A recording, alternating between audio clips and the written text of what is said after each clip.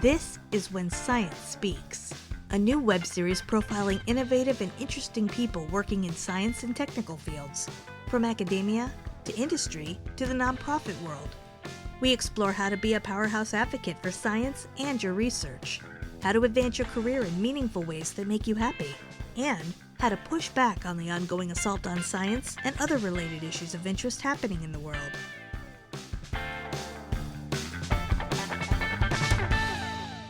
Hey everyone, it's Mark Bayer, and you are tuned to When Science Speaks. This episode of the show is sponsored by Newsly, an all-in-one audio app for iOS and Android.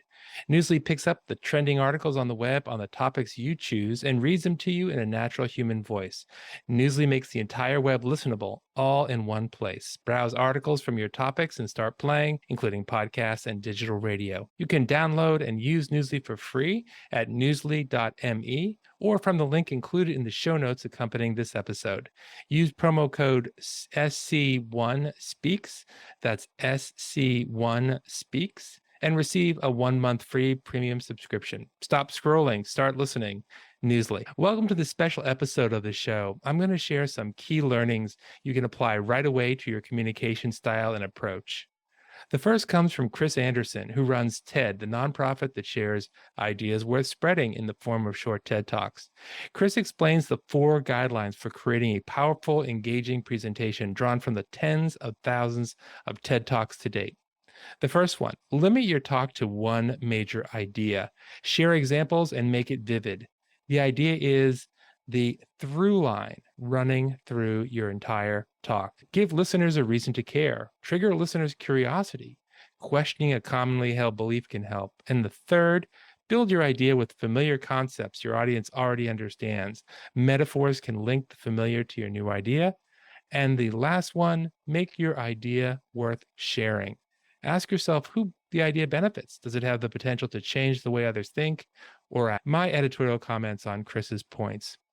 Your topic, the research you're conducting, the software you're selling, the startup you're building, the policy issue you're passionate about is the center of your professional universe. But to listeners, it's competing for attention with their own constellation of professional needs, concerns, and interests. To get your listeners to focus on your presentation, they have to believe it affects them in some way. To demonstrate its impact, emphasize what I call the 3 R's. 1, results your work achieves. 2, the relevance to listeners' lives. And 3, the real-world application of your work to someone or something familiar to listeners.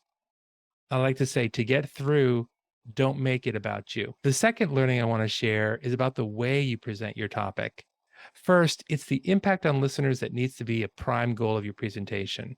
You want more listeners paying attention to your presentations. Also, remember, energized presenters can breathe life into dull, dry topics, and scintillating subjects can be snoozers for audiences if presenters lack passion. It's not just what you say, it's how you say it. Share your excitement when you present to your audience, and you'll find more eye contact and more attention from your listeners. Why is that? Robert Cialdini, Arizona State University emeritus professor, who's considered the godfather of influence building, explains in his Universal Principles of Influence that, simply put, people are obliged to give back to others the form of a behavior, gift, or service that they have received first. Reciprocity.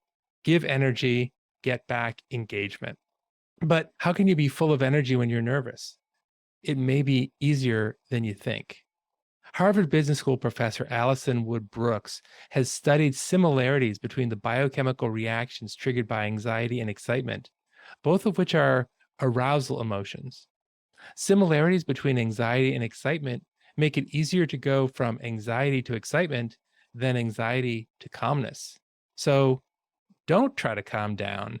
Get fired. The next time you're getting ready to give an important talk or engage in a high-stakes communication, try to focus on all the good things that could happen if you do well, not the negatives resulting from a poor performance, according to Professor Woods-Brooks. And remember, data does not speak for itself. Your delivery shapes the way your audience receives and reacts to your talk. The third and final lesson in this special episode is about what makes someone a strong communicator and how you can transform your communications, whether they're written or spoken, so that you can increase your impact and get more of the results you're seeking. Communication often is viewed as a one-way street, a broadcast, a way to spread information. But effective communicators know that listening and engaging in a dialogue is vital for effective communication. In fact, the Latin root of the word communication reflects this two-way dynamic. It's about sharing, uniting, participating in. And this back and forth can help inform what we say and how we say it based on learnings and reactions from the interactive nature of strong communication. Communication is not dictation. In science and other technical professions, there's sometimes a tendency to present data and facts and then stop as if the facts speak for themselves. This is a reflex to be avoided, particularly when communicating with general audiences or those unfamiliar with the content being shared. More than simply knowing your audience, powerful communicators connect with listeners, pointing out shared values and experiences. When we remember the essence of communication, we strengthen our skill at not just conveying information, but also we increase the likelihood our listeners will truly hear our message, consider its elements, and perhaps even adjust their thinking and actions as a result. And isn't that the point of much of our communication in the first place? To share ideas that can inform thinking and encourage action. What do you think of this special episode? Let me know in the comments. Should I continue occasionally adding these commentary to the mix of When Science Speaks?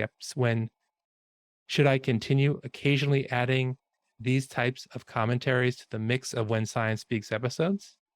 Thanks for being along on this episode of When Science Speaks, and I hope you'll be back next time for the next episode of When Science Speaks. Thanks for listening. Be sure to click subscribe. Check us out on the web at whensciencespeaks.com, and we'll see you next time.